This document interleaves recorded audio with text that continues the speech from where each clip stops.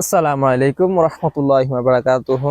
তো আজকে কথা বলবো আকিজ গ্রুপের একটা প্রোডাক্ট নিয়ে, সেটা হচ্ছে মজু।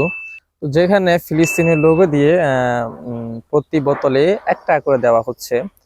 তো আমার একটা মানে কথা, যখন শুরুর দিকে 1 টাকা করে দেওয়া হইতেছিল, তো শুরুর দিকে কিন্তু একটু কমে চলতেছিল। তো যখন এটার প্রোডাক্টটার চাহিদা একটু বেশি বেড়ে গেছিল, তখন কিন্তু দামটা বাড়িয়ে দেওয়া হয়েছে।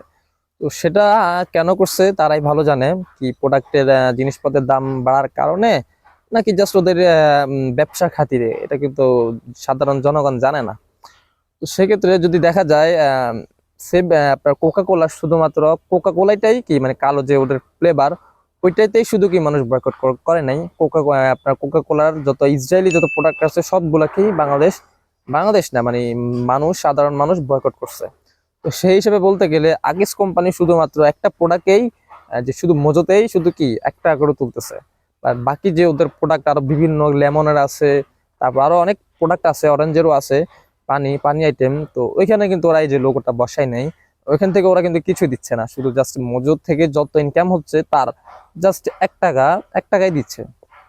অন্যদিকে দেখবেন যে দেশবন্ধু একটা কোম্পানি আছে, বাট আমার কাছে নাই, আমি থাকলে দেখাইতে পারতাম আপনাকে। অনেকে কিন্তু দেখছেন, দেশবন্ধু একটা কোম্পানি আছে, সে কিন্তু প্রত্যেকটা বোতলেই 1 টাকা 50 পয়সা, 1 টাকা 50 পয়সা করে দিচ্ছে। তো সেক্ষেত্রে আমার জানা মতে এটা কি ব্যবসা খাতিরে নাকি জাস্ট ওদের প্রোডাক্ট চলতেছে না, তাই ফিলিস্তিনের লোগো বসে ওরা এরকম করতেছে জানি না। তা উম, যেহেতু ওরা 1.5 টাকা করে দিচ্ছে, জানা মতে দিচ্ছেই, কারণ এগুলো এগুলো তো আর চিটিং করবে না, এত বড় একটা কোম্পানি চিটিং করবে না। তো যেহেতু দিতেছে অনেক ভালোই।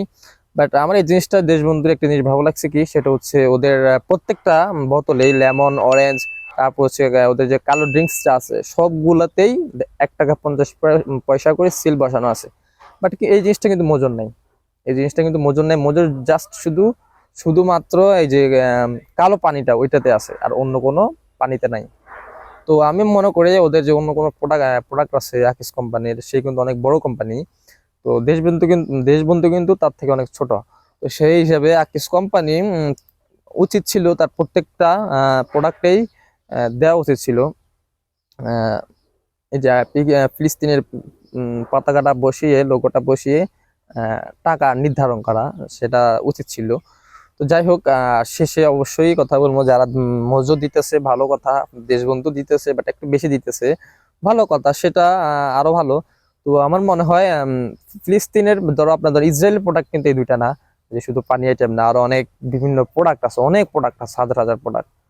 তো সেই ক্ষেত্রে যদি হিসাব করা যায়, বাংলাদেশে শুধু এই দুইটা প্রোডাক্টের প্রতি কি মানে গুরুত্ব দেওয়া হচ্ছে। বাট আরো যে প্রোডাক্ট আছে, আরো অনেক বিভিন্ন কোম্পানি আছে, তারাও চাইলে তারা এইসব ওদের প্রোডাক্টে সাবান আছে, তারপরে আরো অনেক অনেক বিভিন্ন প্রোডাক্টে আছে। তারা চাইলে কিন্তু এগুলো ফিলিস্তিনের লোগোটা বসিয়ে ওরাও কিছু ছাড় দিতে পারে, বা ফিলিস্তিনের জন্য কিছু কালেকশন করতে পারে। বাট তারা কিন্তু করতেছে না, শুধু জাস্ট এই যে মোজো মানে আকিস গ্রুপ আর হচ্ছে দেশবন্ধু গ্রুপ, ও এই দুইটা কোম্পানি করতেছে। বাকি কিন্তু কোম্পানিরা একবারই করতেছে না। তো ওরাও যদি করতো তো আরো ভালো হইতো ফিলিস্তিনের জন্য। তো অবশ্যই যে যেখান থেকে পারেন ফিলিস্তিনের জন্য একটু সহযোগিতা করবেন, সাহায্য করবেন। ভিডিওটি যদি ভালো লেগে থাকে চ্যানেলটি সাবস্ক্রাইব করে দিবেন। ধন্যবাদ।